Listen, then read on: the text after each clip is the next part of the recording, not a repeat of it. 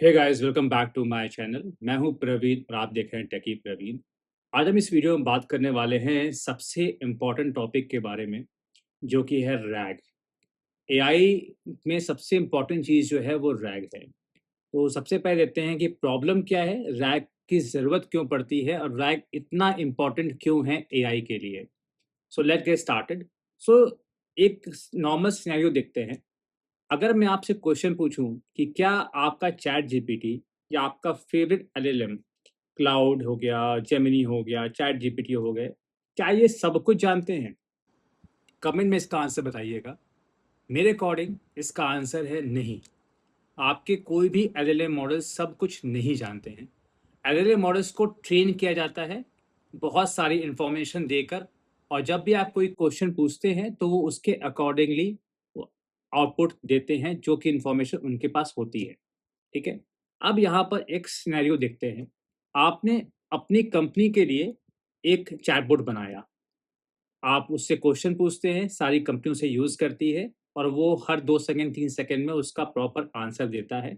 सब लोग बहुत खुश हैं।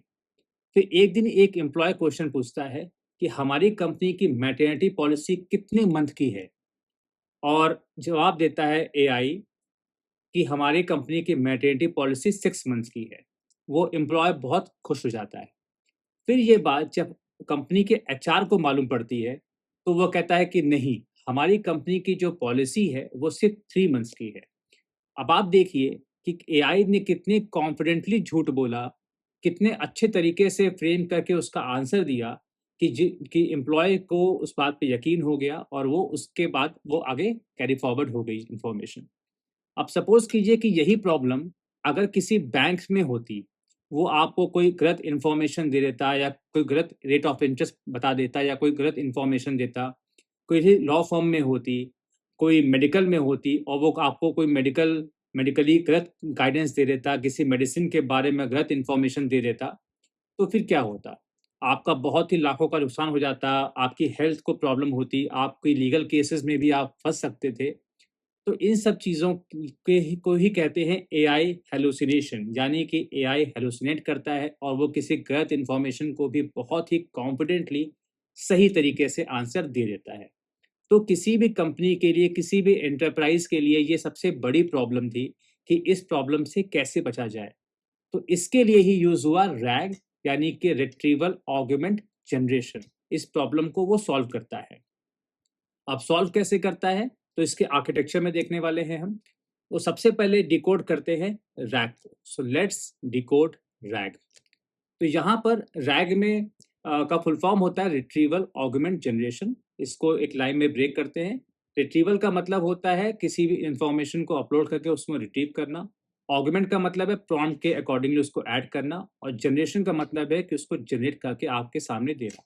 यानी कि अगर एक लाइन में इसका आंसर देखें, तो किसी डॉक्यूमेंट को अपलोड करके उसके उस डॉक्यूमेंट का एज अ कॉन्टेक्स्ट लेकर और उसके अंदर से इंफॉर्मेशन को रिट्रीव करके देने को ही हम रैग कहते हैं। अब रैग के माइंड में चलते हैं, रैग किस तरह से काम करता है, रैग के पीछे कितने लॉजिक है, वो सब चीज़ें हम यहाँ पर देखने वाले हैं। सो स्टार्ट करते हैं रैग के आर्किटेक्चर से। सो आपके स्क्रीन पर रैग का आर्किटेक्चर आ रहा होगा। सो रैग का आर्किटेक्चर में सबसे पहले है डॉक्यूमेंट्स, जिसमें हम डॉक्यूमेंट्स को अपलोड करते हैं।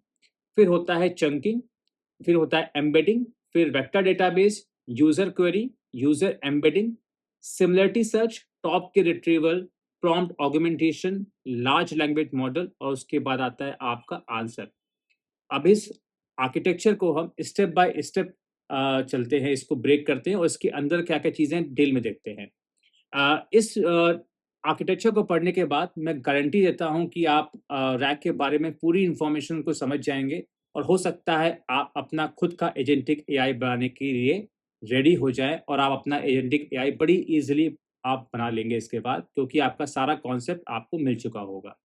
तो सबसे पहले करते हैं डॉक्यूमेंट अपलोड। तो यहाँ पर हम कोई भी यूज़र है वो कोई डॉक्यूमेंट अपलोड कर सकता है, किसी भी फॉर्म में अपलोड कर सकता है, जैसे कि पीडीएफ है, वर्ड है, एक्सेल है, website, notion, Confluence, Google drive, database, email, जिस भी फॉर्मेट में आप चाहें अपने इंफॉर्मेशन को अटैच कर सकते हैं अपने एआई एजेंट के साथ या किसी भी एआई एलएलएम मॉडल के साथ।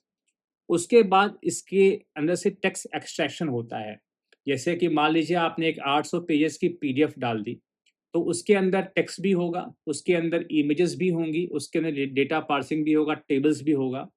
तो इन सभी के अंदर से वो टेक्स्ट को एक्सट्रैक्ट करेगा। तो इमेज जो होती है, वो इमेज होती है इमेज ओसिया के थ्रू, यानी कि ऑप्टिकल कैरेक्टर रिकॉग्निशन के थ्रू वो इमेज प्रोसेस होती है। अगर आपकी इंफॉर्मेशन टेबल्स फॉर्म में है, तो वो टेबल पार्स हो जाएंगी, और टेक्स्ट है तो डायरेक्टली वो टेक्स्ट के रूप में उसे वो समझ जाएगा। इसे हम कहते हैं टेक्स्ट एक्सट्रैक्शन। उसके बाद आपकी होती है चंकिंग। चंकिंग तो कहते हैं the heart of rag. Rag का सबसे इम्पोर्टेंट कॉन्सेप्ट जो है वो है चंकिंग। अगर आपने चंकिंग समझ लिया तो आप सब कुछ समझ जाएंगे, और अगले 2 मिनटों में आप चंकिंग के बारे में सब कुछ बहुत ही ईजिली समझ जाएंगे। तो चंकिंग का मतलब होता है किसी भी बड़े डॉक्यूमेंट्स को मल्टीपल पार्ट्स में ब्रेक करना। हो सकता है कि नंबर्स के फॉर्मेट में, सॉरी आपके 10-15 कैरेक्टर्स के फॉर्म में ले ले, कि 15 कैरेक्टर का अलग चंक होगा, फिर अगले 15 कैरेक्टर का अलग चंक होगा, 15 वर्ड्स, 50 वर्ड्स, 100 वर्ड्स का अलग चंक बनाएगा वो। 10 लाइन, 15 लाइन का चंक बना लिया उसने, 10 पेज का एक चंक हो गया, एक पेज का एक चंक हो गया। इस तरीके से आपके डॉक्यूमेंट्स को वो मल्टीपल चंक्स में डिवाइड करता है। वो किस तरीके से चंकिंग करेगा, ये केस टू केस डिपेंड करता है, और आपके डॉक्यूमेंट पे भी चीज़ें डिपेंड करती हैं। तो एक बार उसने टेक्स्ट, आपने डॉक्यूमेंट को अपलोड कर दिया, अब वो उस चीज़ को टेक्स्ट वहाँ से एक्सट्रैक्ट कर लिया, अब उसको मल्टीपल पार्ट्स में वो ब्रेक करेगा, जिसे हम कहते हैं चंकिंग। उसके बाद आता है एम्बेडिंग। एम्बेडिंग रैग का सबसे मैजिकल कॉन्सेप्ट है। तो एम्बेडिंग का मतलब होता है कि हमें अच्छी तरीके से पता है कि जो हमारा सिस्टम है, जो हमारा कंप्यूटर है, वो चीज़ों को डायरेक्टली नहीं समझता है, वो नंबर्स फॉर्मेट में चीज़ों को समझता है। तो चंकिंग जब हो गई, तो उसके बाद वो सारे ही जो उसके पास इंफॉर्मेशन है, जो डेटा है, उसको वो नंबर्स के फॉर्मेट में कन्वर्ट कर देता है, क्योंकि हमारा सिस्टम नंबर्स के फॉर्मेट में चीज़ों को समझता है। तो आपका टेक्स्ट को नंबर्स के फॉर्मेट में उसने चेंज कर दिया। अब आता है यहाँ पे सिमेंटिक अंडरस्टैंडिंग। यानी कि एआई जो है वो कोई कीवर्ड को यूज़ नहीं करता है, वो पूरे कीवर्ड्स को नहीं समझता है डायरेक्टली, वो पूरे सेंटेंस को और उसकी मीनिंग को भी प्रिजर्व करता है। क्योंकि एक ही चीज़ को आप मल्टीपल तरीके से भी पूछ सकते हैं, तो इसलिए किसी भी चीज़ का जो आपका फॉर्मेट है वो बहुत इंपॉर्टेंट है। जैसे मान लीजिए कि एक क्वेश्चन है कि हु बिल्ट ताजमहल। एक क्वेश्चन तो ये हो गया। दूसरा हो गया is Taj Mahal built by Shahjahan? On which year it was built? In which country it is situated? इस तरीके से एक ही क्वेश्चन को मल्टीपल तरीके से भी आप पूछ सकते हैं। तो उसके जो सेंटेंस है, जो उसकी मीनिंग है, वो थोड़ी डिफ़र हो जाती है। तो एआई के लिए सिर्फ़ वर्ड्स को समझना इम्पोर्टेंट नहीं है, बल्कि उसके साथ-साथ उसके पीछे की जो मीनिंग है, उसको समझना भी बहुत इम्पोर्टेंट है। उसके बाद आपने चंकिंग कर लिया, डिवाइड कर लिया, नंबर्स को आपने डिवाइड करके रख लिया, नंबर असाइन कर दिए सब लेटर्स को, कैरेक्टर्स को। अब यहाँ पर उसको कहीं स्टोर करना पड़ेगा। तो नॉर्मली तो अगर आप बात करें, कोई इन्फॉर्मेशन है तो हम उसे एसक्यूएल डेटाबेस में या किसी और डेटाबेस में स्टोर कर लेते हैं। यहाँ पर रैग के केस में, एआई के केस में यूज़ होता है वेक्टर डेटाबेस। तो वेक्टर डेटाबेस के एग्जांपल हैं पाइनकोन, फैस, माइलवर्स, क्वाड्रेंट, वेविएट, क्रोमा डीबी। ये सारे ही वेक्टर डेटाबेस होते हैं। तो डॉक्यूमेंट अपलोड हो गया, उसको ब्रेक कर दिया, उसके टेक्स्ट निकाल लिए, अब उसको चंकिंग हमने कर दी, अब वो चंक स्टोर हो जाएगा किसी एक डेटाबेस के अंदर। ठीक है, यहाँ तक सब चीज़ें हो गई। अब आती है बात यूज़र क्वेरी की। यूज़र आता है, कोई क्वेश्चन पूछता है, जैसे कि वर्क फ्रॉम होम पॉलिसी क्या है, या हमारी कंपनी की मैटरनिटी पॉलिसी क्या है। अब जैसे ही आपने अपलोड किया क्वेश्चन, उस क्वेश्चन के अंदर से को भी वो ब्रेक करेगा। उसको भी वो नंबर्स फॉर्मेट में आपके ब्रेक करेगा, नंबर्स फॉर्मेट में असाइन करेगा, और उसके बाद वो अपने सिस्टम के अंदर जो आपने डॉक्यूमेंट स्टोर करके रखा था, उस नंबर से वो उसको मैच करेगा, जिसे हम कहते हैं टॉप के रिट्रीवल।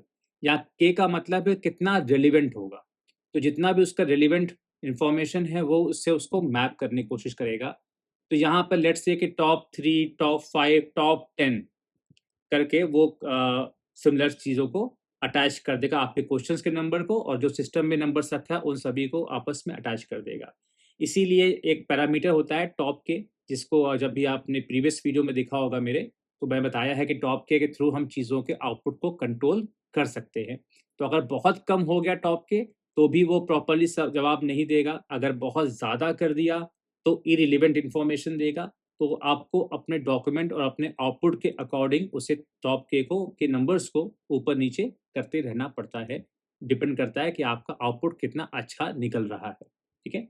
उसके बाद यहाँ पर जब आपने टॉप के रिट्रीवल कर दिया, आपने इन्फॉर्मेशन को मैच करा दिया, अब आता है प्रॉम्प्ट ऑगमेंटेशन। अब यहाँ पर आपका जो चंकिंग है, उसके थ्रू जो करेक्ट बिल्कुल जिस फॉर्मेट में आपने क्वेश्चन पूछा था, जिस बिहेवियर में आपने क्वेश्चन पूछा था, उसी क्वेश्चन के अनुसार आपका डॉक्यूमेंट उस प्रॉम्प्ट के साथ वो अटैच करेगा और उसमें से इन्फॉर्मेशन को निकाल के आपको दे देगा। यानी कि जब भी आप आंसर कोई क्वेश्चन पूछते हैं, तो वो आंसर को जो आपने डॉक्यूमेंट अपलोड किया था, उसी डॉक्यूमेंट में से वो आंसर आना चाहिए। डॉक्यूमेंट उसके रेफरेंस में अटैच करता है। इसे हम कहते हैं प्रॉम्प्ट ऑगमेंटेशन, और उसके बाद आपका फाइनल आउटपुट आ जाता है। ठीक है? अब रैग में हो सकता है कि आप एक डॉक्यूमेंट अपलोड ना करें, मल्टीपल डॉक्यूमेंट्स अपलोड कर सकते हैं। बहुत बड़े-बड़े डॉक्यूमेंट भी हो सकते हैं, बहुत ही ह्यूज इन्फॉर्मेशन भी हो सकती है। तो ये जो चंकिंग है, जो एम्बेडिंग है, जो टॉप रिट्रीवल है, इसमें बहुत ज़्यादा टाइम ना लगे, इसलिए और भी टेक्नोलॉजीज़ यूज़ होती हैं इसके अंदर चीज़ों को सर्च करने के लिए।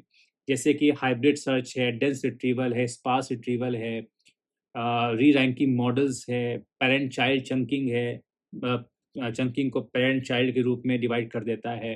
तो इस तरह से बहुत सी चीज़ें अंदर से यूज़ होती हैं। सो मोटा-मोटी रैग का सबसे इम्पोर्टेंट कॉन्सेप्ट चंकिंग है।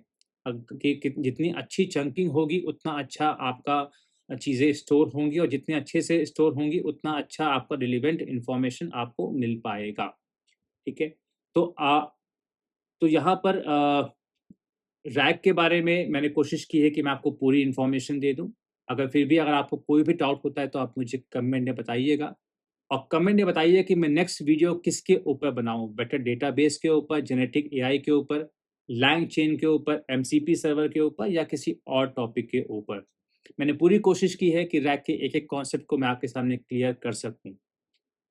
ये वीडियो अगर आपको अच्छा लगा है, तो प्लीज़ आप मेरे चैनल को लाइक करें, सब्सक्राइब करें, और नेक्स्ट वीडियो के लिए प्लीज़ एक कमेंट कीजिएगा। Thank you, happy learning.